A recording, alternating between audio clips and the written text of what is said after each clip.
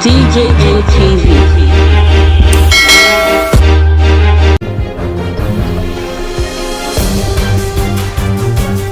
Naija Sojo don't call back the 149 Sojo them when it be say they be sack comot. How area be for una side now, country people?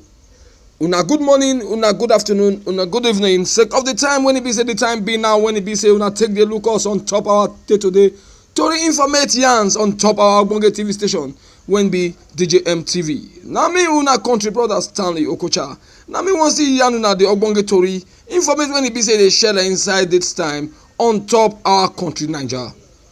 The Tori when they share on top this time, now the one when it be say go concern the Naija Sojo, sake of the one when it be say the Naija Sojo don't call back the 149 of their men out of the 153 when it be say them big base come out for inside the Gbege when be say when them be they do with Boko Haram people, country people. Una go still remember say the 153 Sojo people when be say them be infantry battalion when be stand gidigba for inside that place when they call Mate for the northeast, base come out sake of say the yarn say the Sojo ogas them not give them better kalash plus all the better things when they be say they need to do Gbege with Boko Haram people, and that one come make Boko people come bulldozer enter their camp and come kpai all many of them when it be say be their Sojo friends.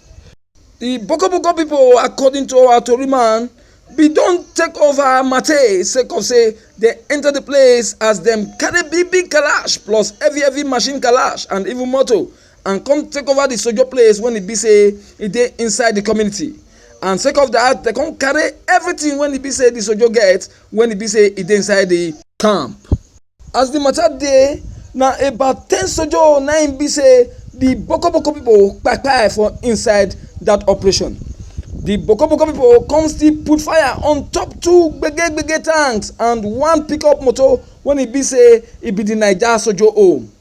According to one of the Sojo, when he be say he no want make we yarn him name for this informatory, na 10 Sojo we lost for inside the Gbege.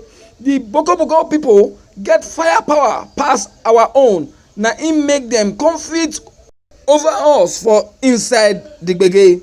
Sake of that one, the Naija Sojo come be drive. The 153 Sojo them after them collect their uniform and their ID card from them. But right now, according to our Tori man, the Naija Sojo don movement Sojos when it be say them dey inside Jaji Sojo cantonment go replace that place so when it be say Boko Haram be don take over. Them don call us back and tell us make we go back to the place when it be say we be there before. Now one of the Sojo person when it be say them be drive yarn with our Tori man as him dey happy and jollificate on top of the call so when the Naija Sojo don do to take bring them back. Still on top of the security matter when it be say it dey Gbege for inside Naija, the young Naija girl when it be say bandits be kpake for inside 48 hours when remain make it be say she do marriage don come back house. The young girl when it be say her name na Amina Gwandanzaga be means sake of say she goes to school go submit one exam card for inside Bayero University when it dey for inside Kano. According to the uncle to the girl when him name be Gwani Yahuza Gwani Danzaga, when confirmed the Tori to our Tori man, them find the girl on Tuesday for early momo inside the school when be Bayero University new site. For the uncle mouth, somebody called Amina mama and come here and say they don't see Amina for B0k0 road. We come quick run go there and we come meet am say she dey cry. The uncle come here and join say since they see am she no dey yarn with her mouth, na only hand she take dey do yarn with us. For the uncle mouth again, we thank Allah say he bring am back to us when e be say be her family and jollification dey sake of say she fit come house alive and nothing bad happen to am.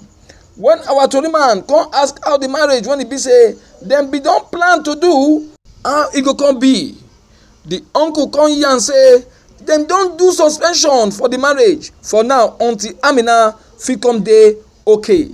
Country people, una go remember say people when e be say dem believe say dem be bandits, kpake Amina Gwani Zaga on Friday last week inside 2 days when e be say e remain make she do her marriage as she come dey go back to school when she wan go submission the exam card when e be say e concern her for inside the Bayero University for Kano State. Country people, for another security matter wey be say dey gbege inside Nigeria, some men wey e be say carry kalash don go kpake 2 people comot for inside Oyo State. According to our tori man when e be say e dey for inside Oyo State, the men when e be say dey carry kalash enter the quarry place when e be say dem dey carry stone go along Ijebu-Ode Ibadan road and come kpake the people comot. Our tori man yarn say na one man when e be say im name be Oga Popola Isaac when dey work for RCC and Ismail Adeoye when dey work for inside Polaris Bank when dem for kpake the 2 people na dem yarn and the informate. Dem yarn say the matter shele for Dali village for Ijebu-Ode road and dem don yarn the matter give the Idi Ayonri Ikoti station when e be say e dey control the area. Our tori man see yarn join say e don tey when e be say kpake don dey shele sake of say e get one when e be say e shele for time when e be say e never too tey so. E come yarn join say for that one the kpake men enter one quarry place when e dey for inside Akinyele local government area for inside Ibadan. For there they come kpake some people carry comot go place when be say dem no know. Still on top the matter, the Koti talk person for inside Oyo State when im name be Olugbenga Fadeyi confirmate the kpake matter so. Fadeyi yarn say dem wey be Koti don increase their muzzle to take free the 2 men when e be say the kalash men kpake comot. Country people, sake of say the way the police talk person for inside Oyo State take yarn concern the matter so, tori wey just dey reach us inside studio now dey tell us say yes, say those 2 men so the police for Oyo State they don do everything wey e be say they fit do to take give them freedom sake of say the kpake people wey be say kpake them before don release them, and this one na the handwork of the Koti people when e be say dem dey inside Oyo State. For inside Jigawa State, men when e be say dem carry kalash don kpai one 25-year-old man when im name be Sabo Yusuf and come kpake im mama and im brother for inside the Benikudu local government area for inside the state.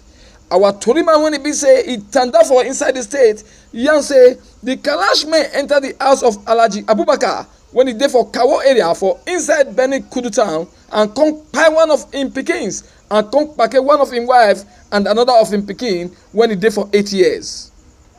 According to the Koti talk person when e be say e dey inside Jigawa State when im name be ASP Aminuddin when confirm the tori, e yarn say the matter shele for about 25 minutes na e take waka run leave 3 o'clock for inside night, and for inside Benikudu town na im the matter for shele when e be say some people when e be say when dem no know vandalize one man for im chest with kalash and come kpake one woman and another pikin when e be say e dey for the house comot go the place when e be say nobody don know now. Aminuddin yarn say the Koti be rush the person when e be say the kalash men vandalize with kalash go hospital, but when they come reach there the doctor when e dey for there come yarn dem say e don kpai. Im come yarn join say the Koti command for inside Jigawa State dey do everything when e be say dem go fit do to take gbab the kalash men and come free the people when e be say dem kpake comot from the house. Im come see yarn join say make the people when e be say dey for inside the state make dem shine their eye well and make dem reportment any person when e be say the waka kurukere for inside their area and sake of say im waka meant not clear to any Koti station when e be say e near dem pass. Country people, na there our tori for come break leg for this time. We wan thank una for all the time when e be say una don take dey look us since on top our day-to-day tori informate yarns on top our TV station wey be DJM TV. We wan beg una say make una like, make una share and make una still comment inside the comment box when e dey under this tori video when e be say una don watch now. We wan still beg una say make una subscribe. If una never see subscribe for all the time when be say una don't take the look off, so that una go continue they get hot informate like this when it be say we dey not come out every time we not can come out. And we want to beg say once you now subscribe, make una touch that place when it be say the notice bell dey, so that the alert go complete and you go to get the news anytime we not can come out. We want to use this opportunity to beg country people when it be say that they run business, make them come bring their business, make we help them not can come out for country people, make them for know that your product and that your service when it be say you dey give, and they go come they follow you to do business, and your business go they go seriously where and your bank aza no go ever run dry sake of say na money go dey enter. Until next time when it be say we go come on away again with better ogbonge tori information when go don share at that time. My name na still Stanley Okocha for DJM TV News. We thank una well and we say una well done. DJM TV. DJM TV.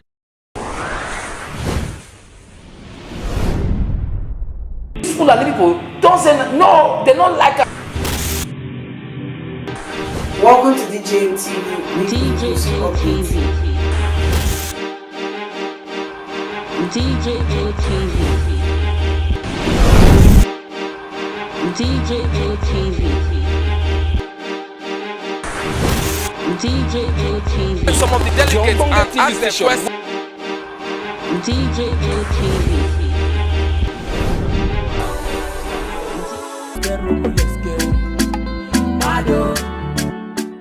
DJM TV. DJM TV. DJM TV. That I feel the Charlie boy. What is that Charlie boy? So our mumu don't too much. Charlie boy, now your mumu not too much. You be mumu. You think say they wise? You are a mumu man. You are a mumu man. And then throw the tear gas if for something way bad for this issue. We just pray. They say our mumu done too much, our mumu done too much. You be mumu, they call other people mumu. They never show you say you be mumu. Nigeria is not for Desani. Nigeria is not for Charlie boy. Nigeria is not for Good Luck Jonathan. Nigeria is not for Alhaji Mujahid Ogbasarala Odiabali. It's not for us. The earlier we realize this, the earlier every one of you realizes, the better it will be for us. That Nigeria is not for us. How many times would they tell you before you know that Nigeria is not for you? Eh? Charlie boy? Good Luck Jonathan. He want to be America, we know. Who is America? No be small North Korea, they knock America here, knock America there. What America don't do, America will know. Instead of you to do something for people, they build a military school with our money. Instead of this, they go Zingero, they go this place. Now, even road to go to a cannot day. You want to please others and displease us and displease yourself. Now they never leave you. They have left you behind. This